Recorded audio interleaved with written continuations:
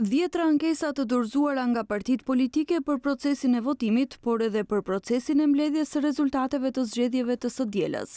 VMRO-DPMNE ka dorëzuar 4 ankesa për komunën e Çashkës për 4 vendvotime, të cilat nëse pranohen nga KSHZ-ja rrezikojnë seriozisht fitoren e Suat Shaqirov nga AKI-ja që në rrethin e parë.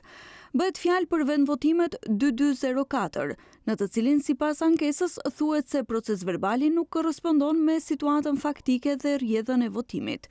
Në vendvotimin 2205 fraksion 1, ankesa thot se procesverbali nuk është firmosur dhe është vërejtur dalje jashtëzakonisht e lartë në termine të caktuara. E njëjta situatë sipas VMRO-DPMNE-s është edhe në vendvotimin 2205. Në vendvotimin 2228, një votues pas identifikimit me letërnjoftim i është mohuar e drejta e votës për shkak se identiteti i tij nuk është gjetur në aparatin biometrik për identifikim.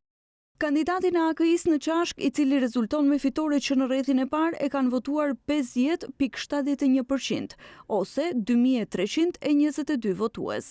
Ai është shqiptari i parë që fitoi këtë pozitë në këtë komunë. Fitoria e Shaqirov rrezikohet për 32 vota, duke qenë se për fitore do t'i duhen minimalisht 2290 vota. Aleanca Kombëtare për Integrim nga ana tjetër përpiqet të shpëtojë procesin e votimit në Gostivar. 2 ankesat e tyre për këtë komunë kanë të bëjnë me 2 vendvotime. Sipas ankesave, në vendvotimin 0416, të dhënat e procesverbalit me numrin e votuesve që kanë votuar nuk përputhen.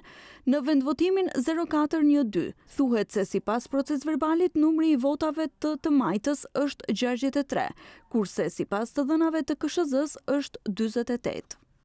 Suksesi i rrethit të parë të procesit zgjedhor në Gostivar varet nga 22 vota.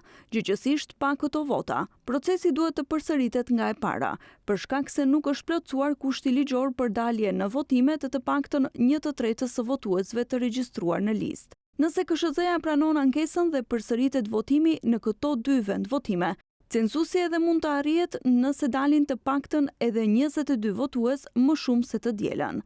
Lista ankesave në KSHZ shtohet vazhdimisht, kurse afati për ankesa për procesin e mbledhjes së rezultateve përfundon sonte. VMRO-DPMNE-ja ka edhe ankesa për komunat Krivogashtan, Vinic dhe Bogdanc, kurse AKI-ja ka ankesa për komunën e Butelit. Ankesa të tjera ka edhe Unioni i Romëve për Shuto-Orizaren.